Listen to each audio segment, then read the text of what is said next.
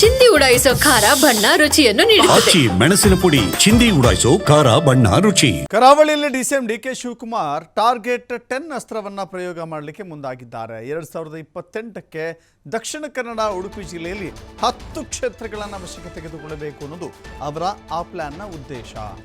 Target 10 ಕ್ಷೇತ್ರಗಳನ್ನು, ಯಾಕೆಂತ ಹೇಳಿದ್ರೆ ಕರಾವಳಿಯಲ್ಲಿ ಬಿಜೆಪಿ ಅತ್ಯಂತ ಭದ್ರ ಕೋಟೆ ಎನ್ನುವ ರೀತಿಯಲ್ಲಾಗಿದೆ. ಆ ಕ್ಷೇತ್ರದಲ್ಲಿಯೇ 10 ಕ್ಷೇತ್ರಗಳನ್ನು ವಶಪಡಿಸಿಕೊಳ್ಳಬೇಕು ಅಂತ ಬೆಳ್ತಂಗಡಿ ಕಾರ್ಯಕರ್ತರ ಸಮಾವೇಶದಲ್ಲಿ ಡಿಕೆಶಿ ಭವಿಷ್ಯವಾಣಿಯನ್ನು ನುಡಿದಿದ್ದಾರೆ. ಬೆಳ್ತಂಗಡಿಯಲ್ಲಿ ಮುಂದೆ ರಕ್ಷಿತ್ ಶಿವರಾಮ್ಗೆ ಗೆಲುವು ಸಾಧಿಸ್ತಾರೆ. ಕರಾವಳಿಯಲ್ಲಿ ಮುಂದೆ 10ಕ್ಕೂ ಅಧಿಕ ನಾಯಕರು ಅಧಿಕಾರಕ್ಕೆ ಬರ್ತಾರೆ. ಈಗಾಗಲೇ ನಾನು ಬೆಳ್ತಂಗಡಿಯಲ್ಲಿ ಸಮೀಕ್ಷೆ ಮಾಡಿಸಿದ್ದೇನೆ. ಬೆಳ್ತಂಗಡಿಯಲ್ಲಿ ಮುಂದೆ ಕಾಂಗ್ರೆಸ್ ಪಕ್ಷ ಅಧಿಕಾರಕ್ಕೆ ಬಂದೇ ಬರುತ್ತೆ ಅಂತ ಕರಾವಳಿಯಲ್ಲಿ ಡಿಕೆ ಶಿವಕುಮಾರ್ ಘೋಷಣೆ ಮಾಡಿದ್ದಾರೆ.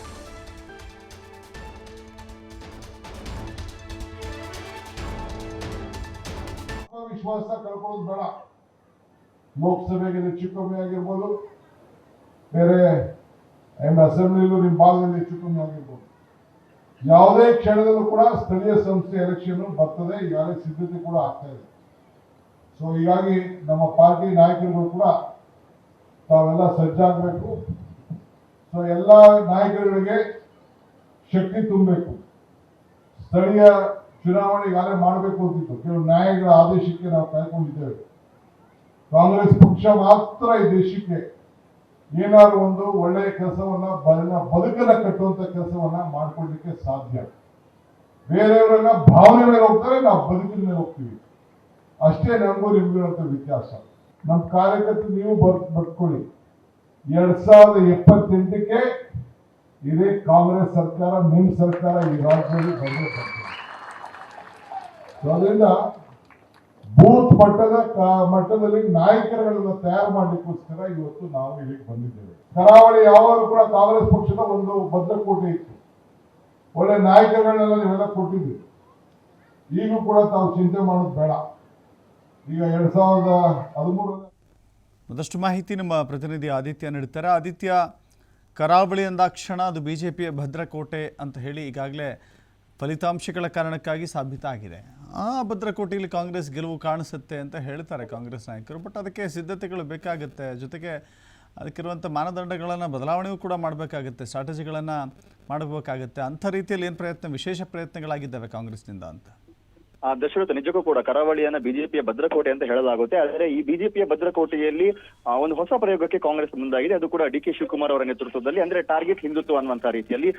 ಈಗ ಡಿಕೆ ಶಿವಕುಮಾರ್ ಯಾವ ತರ ಒಂದು ಟೆಂಪಲ್ ರನ್ ಅನ್ನ ಮಾಡುವಂತದ್ದು ಮತ್ತು ಸಾಫ್ಟ್ ಹಿಂದುತ್ವವನ್ನು ಪ್ರತಿಪಾದನೆ ಮಾಡಿ ಒಂದಿಷ್ಟು ಈ ಧಾರ್ಮಿಕ ಭಾವನೆಗಳ ಮೂಲಕ ಒಂದು ವೋಟ್ ಬ್ಯಾಂಕ್ ಗಳನ್ನ ಭದ್ರಪಡಿಸುವಂತ ರೀತಿಯಲ್ಲಿ ಯಾವ ತರ ಒಂದು ಸ್ಟ್ರಾಟಜಿಯನ್ನ ಮಾಡ್ತಾ ಇದ್ರು, ಅದೇ ರೀತಿಯ ಒಂದು ಸಂದೇಶವನ್ನ ತಮ್ಮ ಎಲ್ಲ ಏನು ಕಟ್ಟಾಳುಗಳಿದ್ದಾರೆ ಅವರಿಗೆಲ್ಲರಿಗೂ ಕೂಡ ನೀಡಿದ್ದಾರೆ. ದಕ್ಷಿಣ ಕನ್ನಡ ಜಿಲ್ಲೆಯಲ್ಲಿ ಬಹುತೇಕ ಏನು ಪರಾಜಿತ ಅಭ್ಯರ್ಥಿಗಳಿದ್ರು ಕೂಡ ಕಾಂಗ್ರೆಸ್ನಲ್ಲಿ ಅವರೆಲ್ಲರೂ ಕೂಡ ಬಹುತೇಕ ಡಿಕೆ ಶಿವರ ಬಣ್ಣದವರೇ ಆಗಿದ್ದಾರೆ. ಹಾಗಾಗಿ ಅವರು ರೂಪಿಸುವಂತ ಪ್ರತಿ ಕಾರ್ಯಕ್ರಮಕ್ಕೂ ಕೂಡ ಡಿಕೆ ಶಿವಕುಮಾರ್ ಶಕ್ತಿಯಾಗಿ ನಿಂತಾ ಇದ್ದಾರೆ.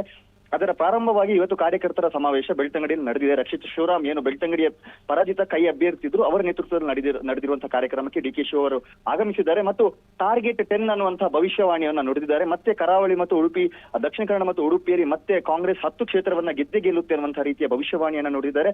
ಮತ್ತು ಈಗಾಗಲೇ ನಾನು ಆಂತರಿಕ ಸರ್ವೆಯನ್ನ ಆರಂಭ ಮಾಡಿದ್ದೀನಿ. 2028ಕ್ಕೆ ಪೂರಕವಾಗಿ ಈಗಲೇ ಸಮೀಕ್ಷೆಯನ್ನ ಮಾಡಿದ್ದೀನಿ. ಹಾಗಾಗಿ ಬೆಳ್ತಂಗಡಿ ವಿಧಾನಸಭಾ ಕ್ಷೇತ್ರದಲ್ಲೂ ಕೂಡ ರಕ್ಷಿತ್ ಶಿವರಾಮ್ ಏನು ಕೈ ಅಭ್ಯರ್ಥಿದ್ದಾರೆ, ಇವರು ಗೆಲ್ತಾರೆ ಅನ್ನುವಂಥ ರೀತಿಯ ಒಂದು ಭವಿಷ್ಯವಾಣಿ ನುಡಿದಿದ್ದಾರೆ. ಆದರೆ ಈ ಭವಿಷ್ಯ ನಿಜ ಆಗ್ಬೇಕು ಅಂದ್ರೆ ಬೂತ್ ಮಟ್ಟದಿಂದ ಕಾರ್ಯಕರ್ತರು ತಮ್ಮ ಏನು ತಂತ್ರಗಾರಿಕೆ ಅದನ್ನ ಬದಲು ಮಾಡಬೇಕು. ಸರ್ಕಾರ ಮಾಡ್ತಾ ಇರುವಂತಹ ಕಾರ್ಯಕ್ರಮಗಳನ್ನ ಮನೆ ಮನೆಗೆ ತಲುಪಿಸುವಂತ ರೀತಿಯಲ್ಲೂ ಕೂಡ ಸನ್ನದ್ಧರಾಗಬೇಕು. ಹಾಗೂ ಈ ಒಂದು ಕಾರ್ಯಕರ್ತರ ಕಡೆ ಅನ್ನುವಂತ ಒಂದು ಸಮಾವೇಶ ಇದು ಬೆಳ್ತಂಗಡಿಗೆ ಮಾತ್ರ ಸೀಮಿತ ಅಲ್ಲ. ಮುಂಬರುವ ದಿನಗಳಲ್ಲಿ ಬೇರೆ ಬೇರೆ ವಿಧಾನಸಭಾ ಕ್ಷೇತ್ರ, ಪ್ರಮುಖವಾಗಿ ದಕ್ಷಿಣ ಕನ್ನಡ ಮತ್ತು ಉಡುಪಿ ಜಿಲ್ಲೆಯನ್ನ ಟಾರ್ಗೆಟ್ ಮಾಡಿ ಬೇರೆ ಬೇರೆ ವಿಧಾನಸಭಾ ಕ್ಷೇತ್ರದಲ್ಲೂ ಕೂಡ ಈ ಕಾರ್ಯಕ್ರಮವನ್ನ ಮಾಡಿ ಕಾರ್ಯಕರ್ತರನ್ನ ಹುರಿದುಂಬಿಸುವಂತ ಕೆಲಸಕ್ಕೆ ನಾವು ಮುಂದಾಗ್ತೀವಿ ಅನ್ನುವಂತ ಒಂದು ಸಂದೇಶವನ್ನ ಕೊಟ್ಟಿದ್ದಾರೆ. Darshan, yes, thank you Aditya ನಿಮ್ಮೆಲ್ಲ ಮಾಹಿತಿಗೆ.